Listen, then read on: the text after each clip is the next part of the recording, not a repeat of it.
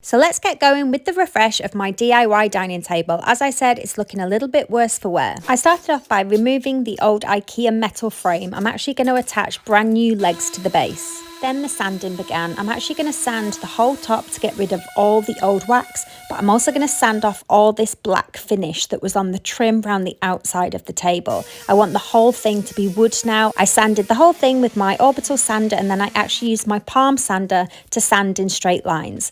Then I flipped over the table and made sure to sand off any of the black on the underneath. I also rounded off all the corners and the edges to give it a slightly softer feel rather than being so angular. So I got these wooden legs for free off Facebook Marketplace. They came with a table that was broken and I salvaged the legs. They've got a lovely tapered shape and I'm hoping this will give the whole table more of a mid-century feel. I've added a square of MDF into each corner of the frame to add some extra height. Then I primed the metal pieces of the legs with red and then spray painted them with a brown spray paint. This will blend in with the wood. Then I gave all 4 legs a good sand to get rid of any finish that was on them so I can stain them. And then I've pre-drilled holes to attach to the base of the table. Then I've mixed up some filler with some glue and some sanding dust from the table, and I'm just going to fill in any gaps. Once that's dry, I'm just going to sand that off as well to get a super smooth finish, finishing it all off by hand. Now I've got all my legs ready and my tabletop ready to stain. Stay tuned for part 3 and the reveal.